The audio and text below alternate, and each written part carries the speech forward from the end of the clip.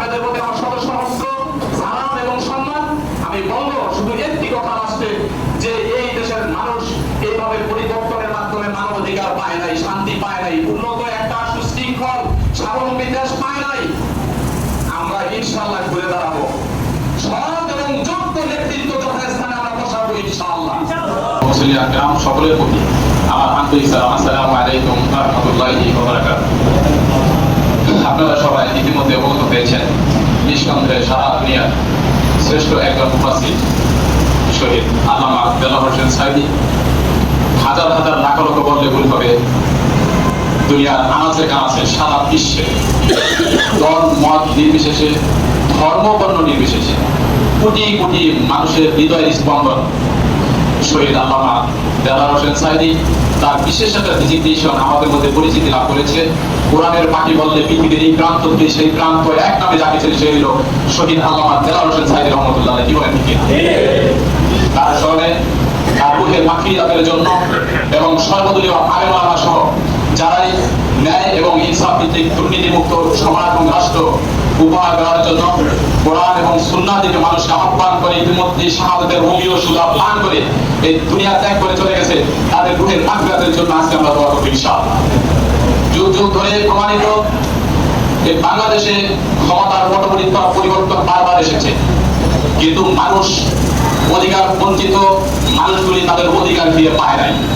অর্থনৈতিক বলেন, সামাজিক বলেন, রাজনীতি বলেন, সকল সেক্টরে ব্যাপকভাবে দুর্নীতির কারণে, অনিয়মের কারণে মানুষ অতিষ্ঠ, মানুষ তার নিজের মানব অধিকার পায় না, মানুষ গণতন্ত্রের অধিকার পায় না, মানুষ বেঁচে থাকার মারা যেতে পারে না। কোটি কোটি ভক্ত হৃদয়ে আলোচনা জীবিত আছে, ঠিক কিনা বলে? আলোচনা আমরা আধ্যাত্মিকভাবে কান পাততে শুনি, তারা আমাদের হৃদয়ের মাঝে বসবাস করে, আমাদেরকে সাজেশন দেয়, তাদেরকে এখনো পর্যন্ত আমরা অনুকরণ করি।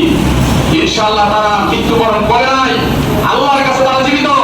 তাদেরকে ঠিক জীবিতদেরকে যেভাবে পানাহার করা হয়, আল্লাহ তাদেরকে সেইভাবে ব্যবহার করেন। সুবহানাল্লাহ।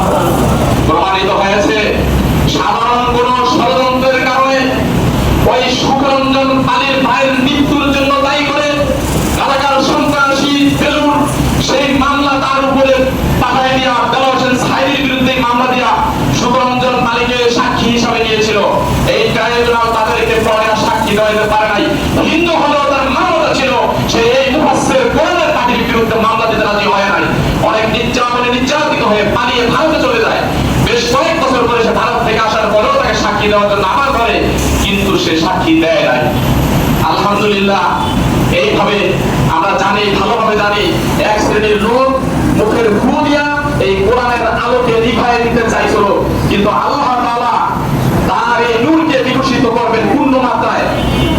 আল্লাহ রাব্বুল আলামিন কোরআনে বলেছেন, ইউরিদুনা লিইউতফিউ নূরাল্লাহি বিআফওয়াহিহিম ওয়াল্লাহু মুতিম্মু নূরিহি ওয়ালাউ কারিহাল কাফিরুন।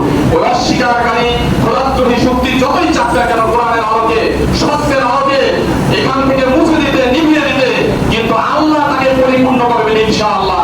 এই ওয়াদা আল্লাহ দিয়েছেন। তা আমি আমার বক্তব্য অনেক কথা আছে, বলবো না, তার স্মৃতিচারণ কিন্তু আমি করি নাই, করতে গেলে অনেক কথা বলতে হবে।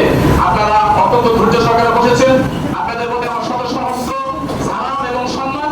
আমি বলবো শুধু একটি কথা আসছে যে এই দেশের মানুষ এইভাবে পরিবর্তনের মাধ্যমে মানবাধিকার পায় নাই, শান্তি পায় নাই, উন্নত একটা সুশৃঙ্খল স্বাবলম্বী দেশ পায় নাই।